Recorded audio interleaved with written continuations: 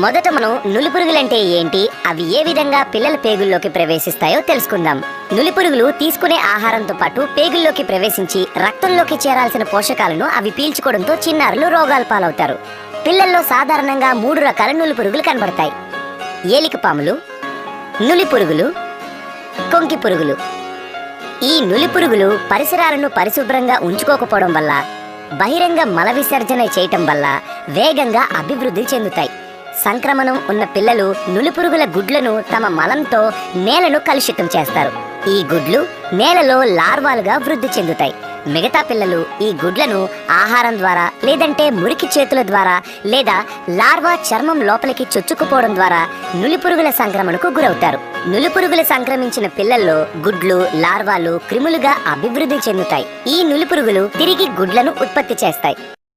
ఇప్పుడు మనం తెలుసుకుందాం, నులిపురుగుల సంక్రమణ పిల్లల ఆరోగ్యంపై ప్రభావం ఎలా చూపుతుందో మనం ఒక్కసారి చూసి తెలుసుకుందాం. నులిపురుగుల సంక్రమణ వల్ల పిల్లలు తరచుగా అనారోగ్యం పాలవుతారు. చదువు పట్ల ఆసక్తి తగ్గుతుంది. ఈ అనారోగ్యం వల్ల స్కూల్కి, అలాగే అంగన్వాడీ సెంటర్లకు హాజరు కాలేకపోతారు. పిల్లల్లో నులిపురుగుల నిర్మూలన చాలా సులువైనది మరియు సురక్షితమైనది.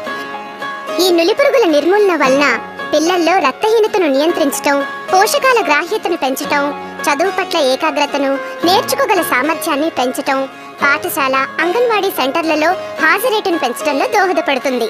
సమాజంలో నులిపురుగుల సంక్రమణ వ్యాప్తిని తగ్గించి నులిపురుగులను నిర్మూలిస్తుంది.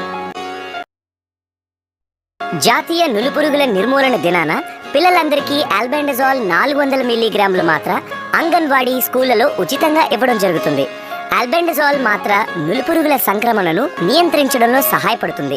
1 నుండి 5 సంవత్సరాల లోపు పిల్లలకి మరియు పాఠశాలలకు వెళ్ళని పిల్లలకు అంగన్వాడీ కేంద్రాలలో అంగన్వాడీ కార్యకర్తలచే ఈ మాత్ర వేయబడుతుంది. 6 నుండి 19 సంవత్సరాల లోపు పిల్లలందరికీ సంబంధిత టీచర్ ద్వారా స్కూల్లో వేయడం జరుగుతుంది. అనారోగ్యం వలన లేదా గైర్హాజరీ వలన నులిపురుగుల నిర్మూలన దినం రోజున మాత్రలు వేసుకునే పిల్లలకు మాత్ర తిరిగి వేయు దినమున మాత్రలు వేయడం జరుగుతుంది.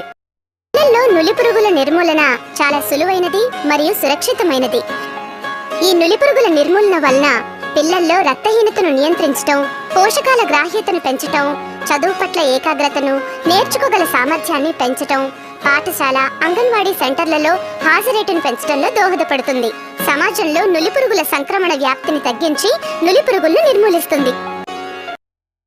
జాతీయ నులిపురుగుల నిర్మూలన కార్యక్రమం జరుగునప్పుడు గుర్తుంచుకోవాల్సిన విషయాలు: టీచర్లు, అంగన్వాడీ కార్యకర్తలు డీవార్మింగ్ మొదలయ్యే ముందు వీటి లభ్యతను నిర్ధారించుకోవాలి.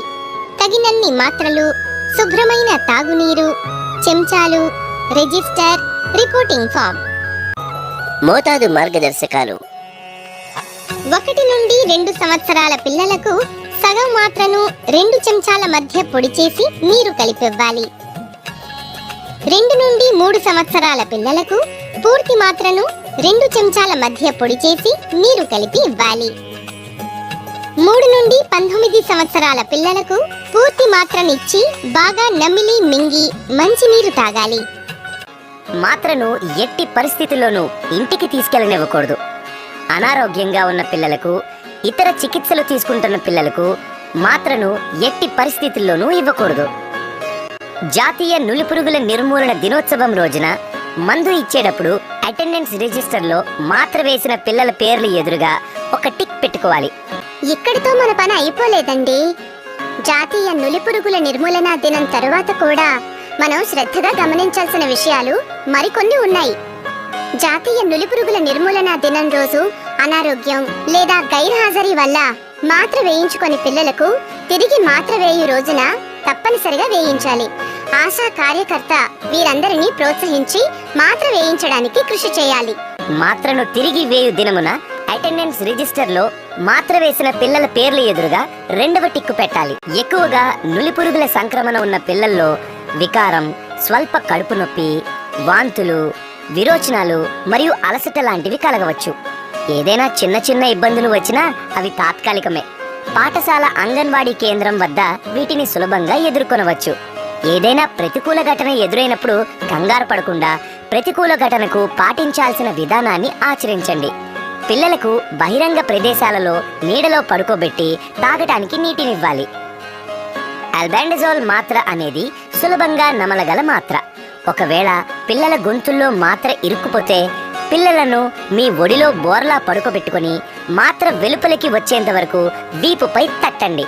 ఒకవేళ పిల్లలు ఇంకా కోలుకోకపోతే సమీపంలో ఉన్న ఆరోగ్య కేంద్రాన్ని లేదా 108ని సంప్రదించండి.